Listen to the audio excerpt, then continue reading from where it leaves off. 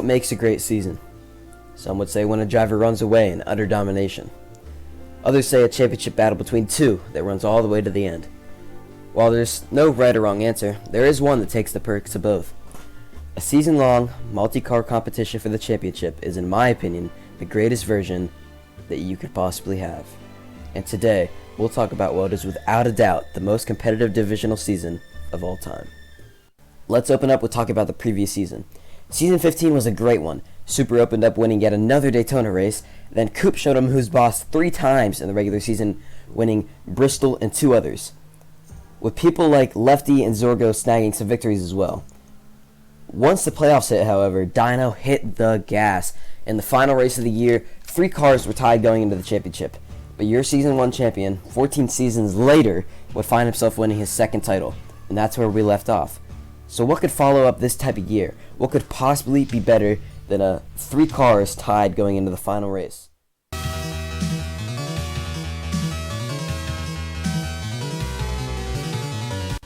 As per usual, we open up in the World Center of Racing, where 7 drivers prepare for the first race of a brand new year. Out of the attending drivers was a wide variety. First off, a brand new team has entered the scene. Fastest Way Only and Dyno Motorsports combined at the end of last season to make Dyno's Way Only, or DWO. The drivers being Dyno, Zorgo, Super, and Little Jaw.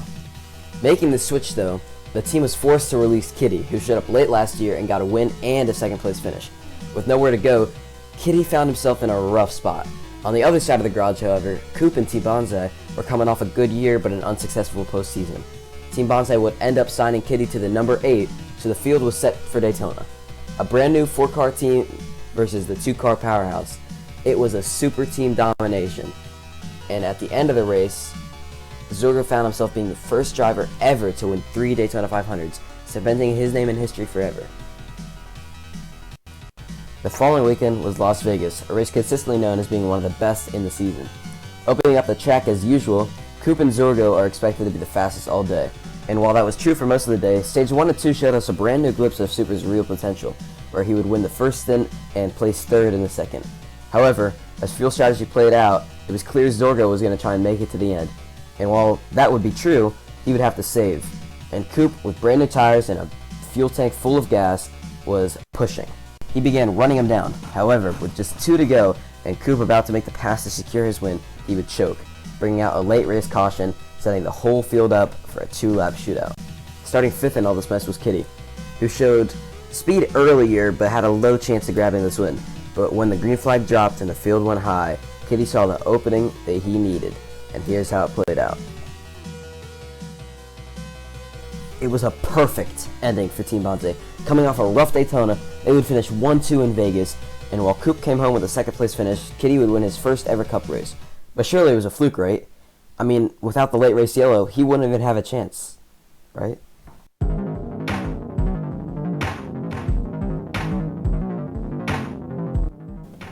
The following weekend, the drivers are, for the first time ever, hitting the asphalt in Road America. As expected, Coop was fast early on. What was unexpected was the speed from Carson, and with only a few laps to go, he was leading. However, there was a 3rd foe on the way. Kitty had been running them down, and now we had a 3-car race for the win, Coop, Kitty, and Carson, which was getting tighter, tighter, and tighter, all the way until the last few corners.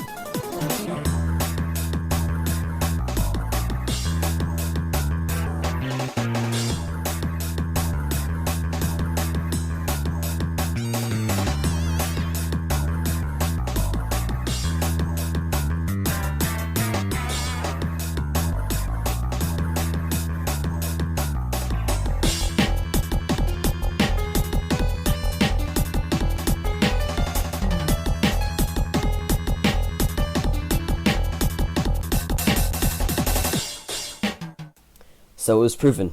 Kitty was here to win, but once again, Team Bonsai had a 1-2 finish.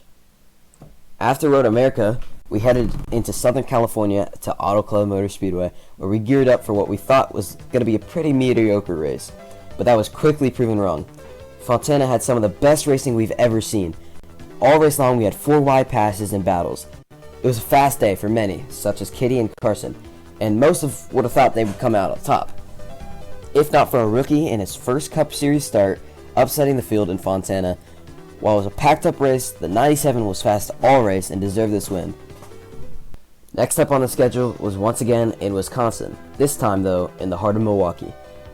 This track has only been raced once and was home to Coop's first ever championship in trucks. However, Cup hadn't raced her yet. The whole race was a pit strategy one, and a late race yellow stacked the field up for one final restart. While Kitty was dominant all day and looked for his third win, Zorgo would end up prevailing for his second victory after Coop did some questionable things. After Milwaukee, Team Bonsai and DWO made a trade, one that would affect the outcome of the following weekend at Talladega.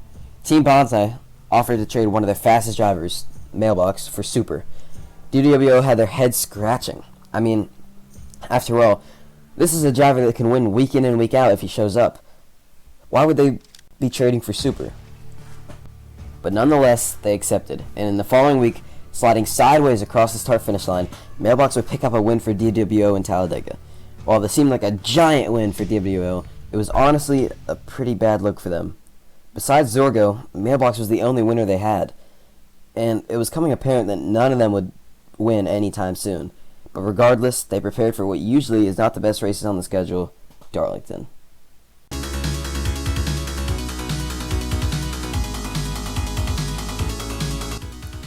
It's one of the harder tracks on the schedule, but still a competitive one. Last season, Zorgo was the winner here, and we had high hopes for him going into this event. In the first few laps, Carson and Muffin would prove themselves to be quick, but with only a few laps, as expected, that 17 caught up, and Zorgo looked like he may just have the speed to get his third win of the season. This is the penultimate race before the playoffs begin. But after Zorgo lost some ground, the brand new team Mopar proved dominant. All three drivers, Muffin, Camuso, and the once Great Lakes winner, Hallows, won both Stage 1 and Stage 2. But after a horrid pit stop from Camuso, Hallows would be the last man standing for Mopar. And the laps began winding down, and pit strategy was all over. Hallows led. But one problem, the 16 was gaining. And with 10 to go, he had the lead. Coop might be able to win one. Up until this point, he had 3 runner-up finishes in this season alone. But with 8 laps to go, Carson found himself nearly upside down on the front straight, bringing out yet another late race caution that could also affect Team Bonsai. With a 3 to go restart, Coop would line up with his teammate Kitty behind in second. So what would happen? Will Coop and Hallows lose their 1-2 finish? No. For the first time in what feels like of all time, the leaders kept their spots, and Coop, the driver all too familiar with Darlington struggles, would bring home his first win of the season. And so the chase was set. 8 drivers had made the playoff. And for the first race of the playoffs, they'd go to a short track, one where rubbing is always racing.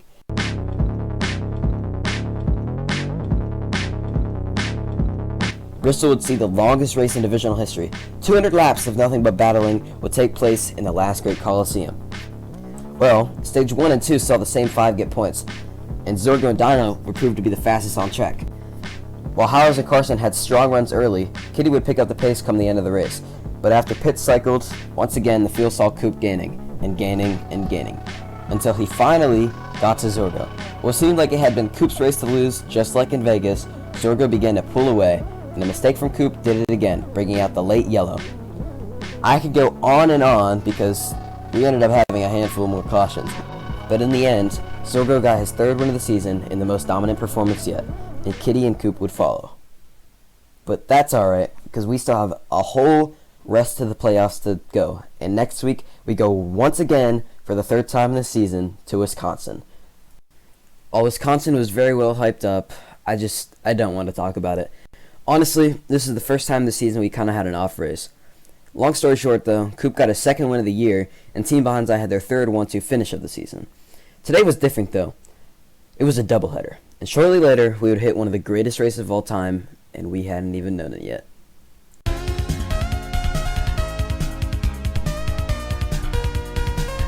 In the afternoon, the field would head to Indianapolis Road Course for the first time ever, and unexpectedly, this race was a blast.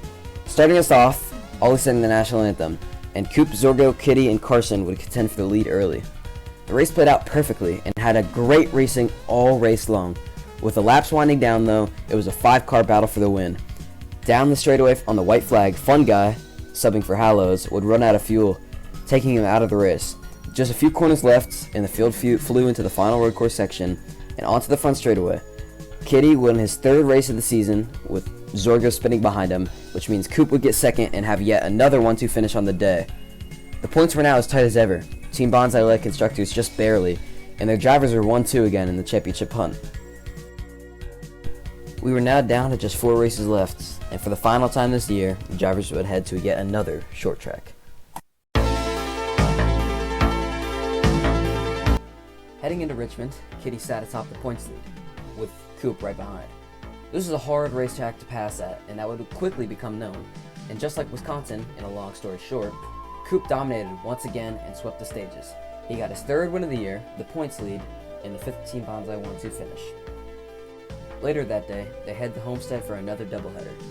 Homestead was interesting. It was a pack race, but it was pretty good. Zorgo was pretty quick at practice, but after pits cycled, Muffin found himself leading the train. With only a few to go, a wreck happened, and the late race yellow brings out a green-white checkered, where Coop does the unthinkable and wins his 4th race of the season in his 2nd of the day. Although it wasn't deserved, the usually unapologetic Coop we know went on to say this in his interview. Well, what's going through my mind is that I want to win a championship, and I am going to win a championship. However, I don't think my win was quite deserved today. I did some stupid stuff. This race swapped up the points quite a bit, and it puts Zorgo P2 over Kitty. With just 2 races left, we head in the penultimate race in New York. Heading into Watkins Glen, the points were close. Coop was now our points leader after his win, and P2, however, he was followed by Zorgo, who had closed the gap quite a bit. So this was it. The final race before Phoenix will be a huge decider heading into it. So how would it go for Zorgo? Fantastic. His most dominant performance of the entire season will come at the right moment. Stage 1 winner, Zorgo. Stage 2 winner, Zorgo. But after a late green flag pit stop, Zorgo found himself almost 10 seconds back from the field at a road course with 12 to go. The battle brewed up front, and Coop was fast, but Muffin, just trying to get a win this year, was putting on an amazing performance. As the laps wound down though, that little orange dot way back there grew bigger and bigger. But no way, right? Like, he can't win. He's 10 seconds back. Can he? 2 laps to go. He's here. And they hit the white flag, and Zorgo is leading. Final corner, and the attempt for Muffin fails. Zorgo does the absolute impossible, gets his 4th win and the maximum points he can. So Phoenix was set. Zorgo leads by 22 points over Coop.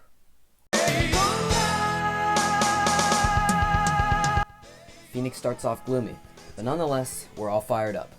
In the first 20 or so laps, however, Zorgo creates a 13 to 14 second lead. Unusual, but not impossible. Finally, on lap 32, I had enough. I had to check. And lo and behold, his car was legal. A mistake on my part, but without further ado, we're back on track. This time, Coop shows to be the fastest car. To win the championship though, Coop needs to be 2 cars ahead of Zorgo. His teammate Chris tries and tries, but eventually does get ahead of Zorgo. The clan, however, was struggling to pass. With about 25 to go, Coop leads, but his teammates are forced to pit. And as the laps wind down, Coop is still leading, but Zorgo holds P2. That means he has the championship lead. But then, Armageddon. Zorgo's computer dies going into turn 1, losing him the championship lead, but also bringing out a yellow flag. So here we are, 15 to go, and everyone's packed back up. And since it was a technical difficulty, Zorgo gets his spot back. Coop eventually brings out the big guns and begins to pull away again. However, Zorgo stay put right behind him. Just as they were hitting 2 to go, Declan spins, bringing out the 2nd caution of the day, setting up the famous green-white checkered restart just to finish out the year. The first lap was iffy, a lot of beating and banging, but as it hit the white flag, Coop isn't our leader, and the rest, as they say, is history. He sends the 16, causing him to have a bad corner. White flag is out. Could this be it? Could this be Zorgo's 2nd cup or Coop's? Contact made. Into the final corner. That's going to be it. Nothing he can do now. Contact! Maybe no. It's going to be, for his 2nd time in his career, Zorgo's going to win the Cup Series championship. So there you have it. A dream season from 2 veterans that went all the way to the end. And while Zorgo drinks champagne in Victory Lane, Coop will be forced to wonder on what could have been in the most competitive divisional season of all time. Thank you for watching.